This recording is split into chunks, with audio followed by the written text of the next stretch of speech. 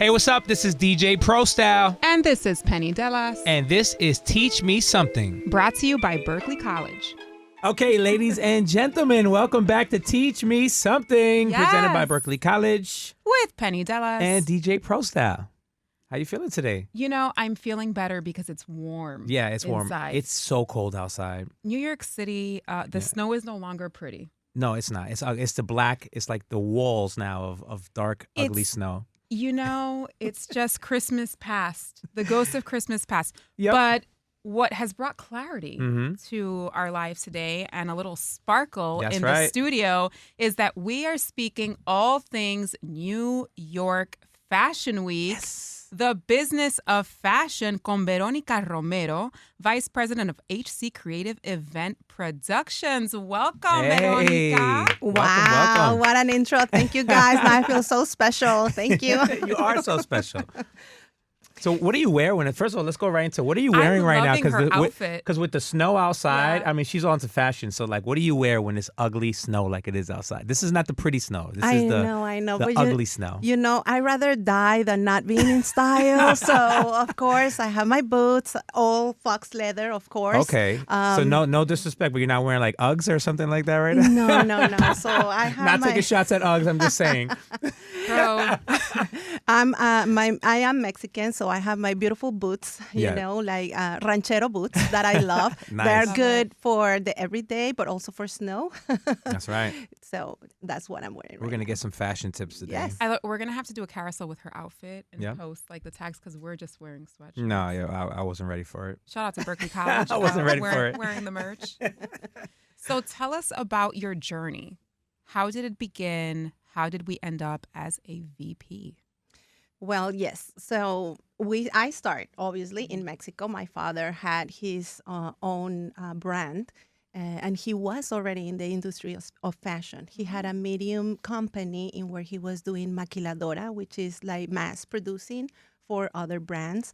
But one of his inspirations was his own designs. He was a mechanical engineer, can you believe that? And ended up in fashion. So he was really good at drawing, and he would like to do that on his free time, like just draw sketches of different clothes. And obviously he was a man, so he was drawing sketches for women clothing. So it was funny that about a year prior for me showing up in his life, he had this inspiration of the name de Veronique, coming from, I don't know, I guess French. And he created the design of the brand and how different designs were going to, encompass what the Veronique was, showing that will be his first brand for women clothing. And then later he decided, well, if someone within the company, because it was a family business, is going to have a girl, the name will be Veronica. And then I come a year after. So I learned a lot of the business from my dad. Unfortunately, the Latin American countries, they don't have a very political stable economy. And so in a downfall, I ended up coming to New York because the economy in Mexico wasn't strong enough. And with all the dreams I had, I started working in restaurants first. And later, I met my husband, and we decided to open up our own. And then from that, we went to events, catering, creating events, special memories for just like socials, from weddings, personal, business, all type of things. And then from one day to the other, I met this beautiful Venezuela lady, Adriana Maurera, which is the creator of New York Fashion Week AM. And literally, we just clicked. We was like when you meet a friend, but it wasn't your friend. And it's like you kind of, it's that moment. That chemistry. Like you know them for a long time. Oh, it happened to you. I didn't. No. I'm still trying to work on this. No, I'm playing. Yeah, so it was that chemistry. We were sponsoring one of the events in where Adriana was head of the Runway, and we just had a few conversations, and it was just very casual. But eventually, our path crossed again.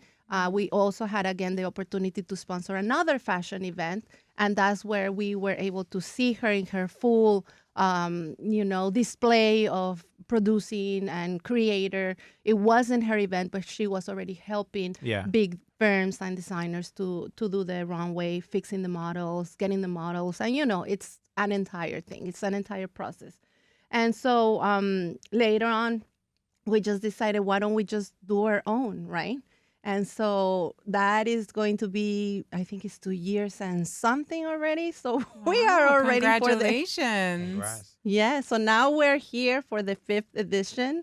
It's like it went on the blink of an eye. So many things happened, so many memories.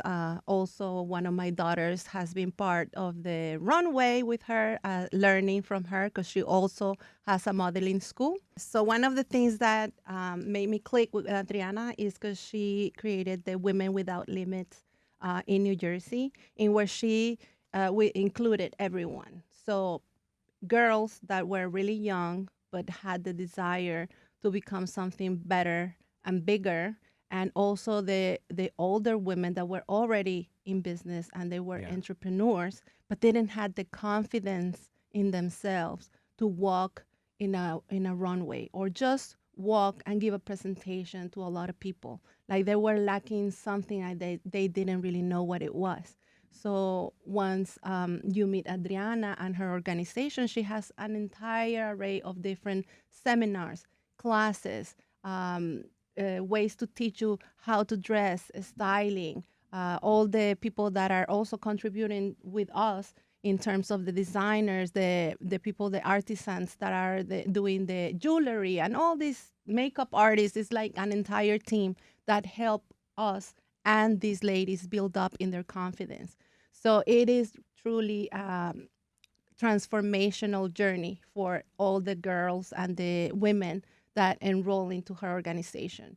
I got to see them from coming like very shy, kind of like covering their face with their own hair, and little by little taking the seminars, taking the classes, going on the hills, starting with different diets, feeling better, taking care of themselves. Breaking out of their shells. Completely. Yeah. So it was that transformational journey in where they started loving themselves, bringing all this beautiful self-love. That's really the confidence that everybody needs. Because yes, we're in the business of fashion and we can dress up really nice. But what happens if you don't have that confidence inside of you? Then you're not going to really project that. Then it's just an illusion. So she is that type of person that creates that inclusion in where she brings everyone, real people, true people, like you, me, like the neighbor, the person that has a shop downstairs, together, if that's the transformation that they are looking for. That is so beautifully authentic, building that ecosystem. Mm-hmm. And we've spoken about this, I think, every episode is networking. Your network is your net worth, and building that community and seeing that professional development, transferable skills go into personal development. And we've talked about the fashion, and when people think of New York Fashion Week, we picture glamour, the lights, the glitz. But what is the reality for you within your niche behind the scenes of the glamour? Well, yes, like you said, we are a niche. We are a Hispanic community, but we're inclusive for everyone. The platform is really open to any designer from wherever part of the world they want to come. They're all welcome, just in case someone is hearing us. But yes, we started as a Hispanic community, and so we're very proud of it, and we want to showcase them. So we have a lot of the already upscale designers that they have been here for 30 years, and we merge them also with new emerging designers. And within that set, that's where we show that glamour. So I think that you don't need to be, you don't need to have a tag, or you don't need to really have a record. It's just like the desire of and the creativity that the designers want to bring to the runway, what really projects the glamour. I think that at the end, a runway is like seeing in physical contact all that vision that the designers going back into the time where they were sitting on their tables and drawing those sketches and drawing those dresses or garments or whatever it is, if it was jewelry, the the bling bling or no bling bling, but all that comes back into the runway. And then obviously, yes, there is that glamorous aspect of it. Yeah, I mean, I was going to be a model, so. Really? Just playing. You can still come and try it with us. You know, I've actually... we should go and model. We should go and model in the show. I was going to... My wife actually has a brand, her own line. And I was going to model her when our kids did it. Obviously, she did it. So I was able to see kind of behind the scenes a little bit during New York Fashion Week a few years ago. What is so much that goes on. But for the people watching right now, and even for myself, like these runway shows, right? And that whole week and everything that goes, because there's runways everywhere and there's all these different... The objective of it, right? Aside from networking, like who's in the audience really, like that the outcome... What is the question I'm trying to say here? I'm trying to say, like, what is the outcome that is there people like from clothing brands and stores that want to get your fashion into their department stores or something like that? Like, so when it comes do you understand what I'm trying to ask? You're asking, Pro. Let me translate for my brother Alex here. It's been a long day. Took us forever to get into the studio. Yeah. No, what is the return on investment? Do you hand select the audience members to choose warehousing, fashion houses, looking at maybe press to cover the lines? How do you navigate that portion of it? So we're more focused on awareness and getting, into the social media, those assets that will help us create and build more content. At this moment, we are not looking for, let's say, retailers or wholesalers to come and sit down. I mean, obviously, if they would like to come, they're welcome. But those are the words we were looking for. That's what I was looking for. Yes, okay. Because there are different types. Elaborate. Correct. There are different type of fashion shows. So there are ones that are pretty much close to the public, in where the biggest houses for retailers, wholesalers, and they come and sit and then watch the show. Our show is not like that. It's more, like you said, the glamour, what is going to happen, be there. Nice. It's more of a curated experience. Exactly. Definitely, it's an entire experience. A lot of the audience is going to be entrepreneurs in different fields. So you can find from banks, insurance, to people that owns cruise and ships, and retails, you name it, they're there. So it is really interesting. It's a different mix. Yes. What kinds of clothing do you specialize in, or is each show different? Yes. So right now we're gonna have 5 different designers, and they are all from Latin background, and they are focusing more on women galas and glamour. So we do have some of them that they already have their dresses and their garments, and also the jewelry on not only fashion shows, but also on TV in, for example, beauty contest like Miss Universe, and like high ticket contests like that. And it's very interesting because they bring that to the show. So you get to see a mix sometimes between the clothes of the designers that we have, plus the artisans' jewelry or the shoes or whatever, other garments or accessories that we put them together. Wow. So we portray different experiences. So are you going to wear a gown or the jewelry? And who, me? Yeah. The jewelry. All right. Pro, is it going to be only the jewelry? Just the jewelry if I have to. Well, Justin Bieber just performed in his boxers. Yeah, so, I mean, that opens let me up. lose. I've lost some weight, but not enough to do that yet, okay? All right, don't get me in trouble with Barbie. Let's not.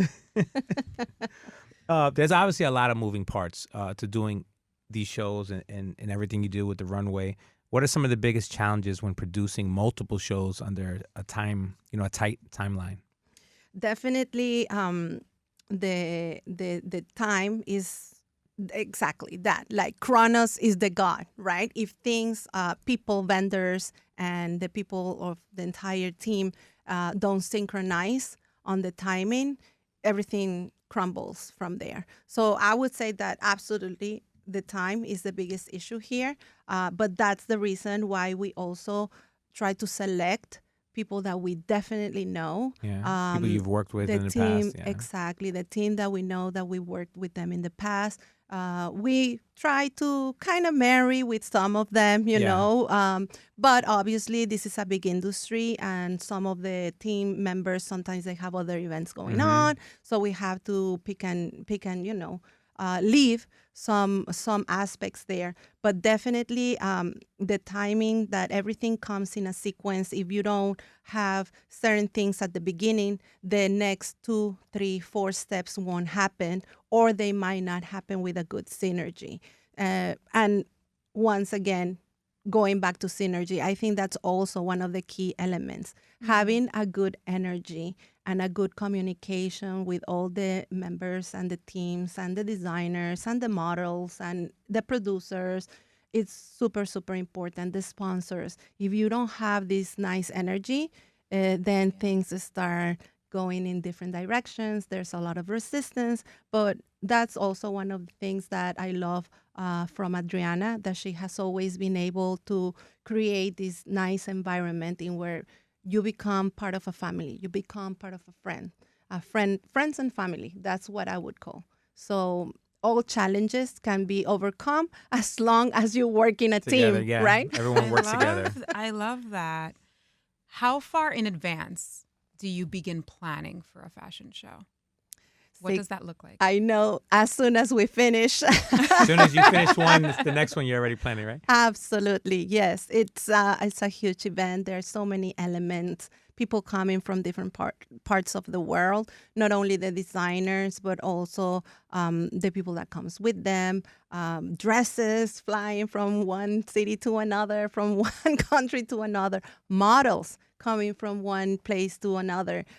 It's just so complex. And obviously, we wouldn't be able to do this on ourselves, just by ourselves. So we need also to get help from sponsors. Right. So we have a whole team of people that trust in this project because, you know, like you said, it's glamour. So it's amazing. Who doesn't want to leave that, at least for a night? That's awesome. I love it. I'm just like envisioning the planning board. Oh, my God. Of like all of the components working simultaneously. Well, I can tell you, Penny is definitely worse than my numerology chart. I love this, and I'm here for it. I'm so here for it. Well, what's cool is that this season, Berkeley College students will be joining you and your team volunteering for this fashion show. So why is it so important for you to open doors for those to come after? Well, imagine, look at my face. You can see that from my face. I know, it brightens up when we spoke about the students. I love young people. I am a firm believer that any industry needs young people to drive because they are the new, they're the now, they're the ones that have all the new ideas. What's popping? You have to ask them. It won't come from me, that's for sure.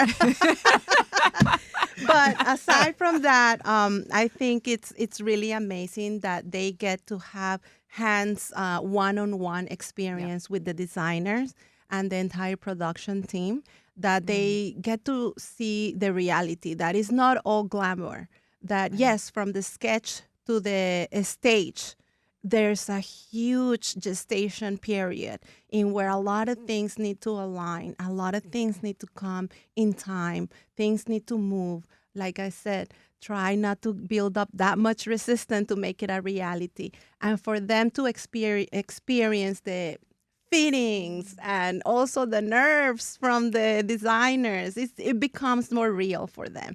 It gives them a serious staple in what reality after their dream is behind. I love that. You know, that's going to be the name of this episode, From Sketch to Stage. That was very catchy. That was good. Yeah, it's been fun the past couple of New York Fashion Weeks to see our students integrate. We have the Designer in Residence program, and we're with our third designer now, and it's so nice to see them light up as they see the different functionalities and logistics and shadow different segments. So it's really cool to see that experiential learning take place. Yes, absolutely. I think that creativity is the spark that lights all ideas and visions, right? So if they get to experience that face to face and alive, it starts building on them. So I mean, they are the ones that are going to tell us tomorrow what we are going to experience in those fashion shows that they will create when they come into the field, So it's really, really amazing. It brings me, like my heart open for them to experience this. And I really hope that a lot of them join us. Do you get a lot of their input? Do you ask a lot of their opinions and input on things? Absolutely. From the time that they are in the mix in the day, and also a follow-up after, because I think feedback, especially respecting everybody's points of view and opinions, it always gives you more and it makes you richer. So, yes, we follow up with them. A lot of the times we've worked with other colleges in the past, and we have a really good feedback from them, and they always want to come back. So that tells us that we're doing something good. That's awesome. Nice. In terms of talent acquisition, what are the qualities that you look for when hiring? You mean for hiring or for volunteers? Yeah. For hiring? Mm-hmm. Well, like I said, try to get things done. Be as a problem solver rather than one that creates problems. And sorry, then... Penny, you can't do the job. Wow. Just got to eliminate it. No, I'm playing.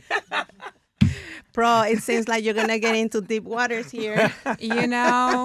When the cameras go off. Sweet moment. I only talk like this when the cameras are on. He knows better.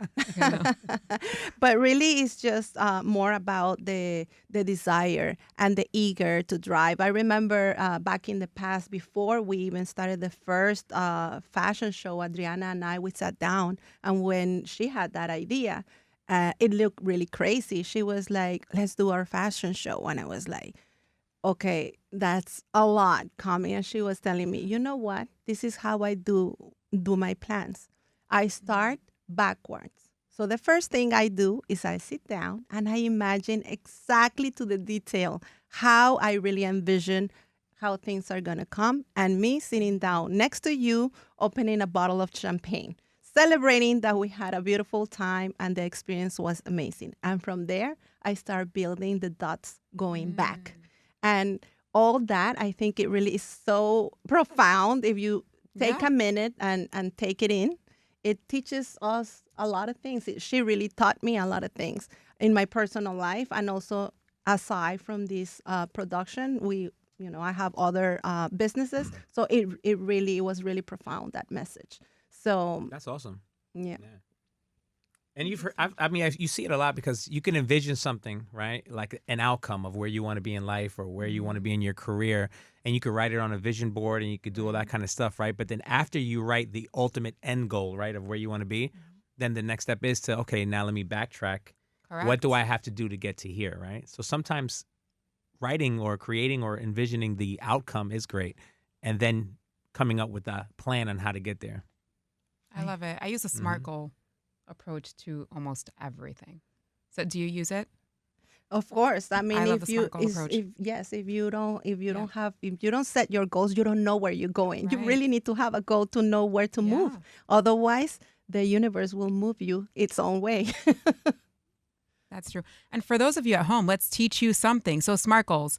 S is for specific, M is for measurable, A is for attainable, and T is for time bound. And you can apply this to everything. Pro wanted to lose 30 pounds. He made a goal. I'm over here thinking SMART goal was like an app. Just playing with you. Pro does not know what's popping in fashion or the market because he refers to social media as the internet. So when you YouTube SMART goals later, ladies and gentlemen. So in true Teach Me Something podcast fashion, we close with a nice question. No pressure. But oh my God, Penny, I'm sweating. What's coming? A ver, Veronica, in one word, if you could articulate what you would want your legacy to be, what would that word be? Inclusion. She was ready. That is the fastest response we've ever had. Inclusion, I like it. Okay. I like it. Yeah. And nobody's ever used that one before. No, that's a new word. That's great. Yes, definitely. My life has been an example of that. I am Latina, Mexican, 5'4". that came to New York when I was 18 years old, and I reached where I am, but I still dream, and I want to reach a lot much higher. And I have my family, so I want my kids to be able to see me and, be proud of mama and know that they can make whatever they want with their lives. And I think that the key is inclusion, bringing everyone together, making a beautiful mix, because we're all different. So whatever you don't have, someone else is going to have. And that's what makes us, a team. And that's what makes us beautiful. That's amazing. Veronica la Poderosa.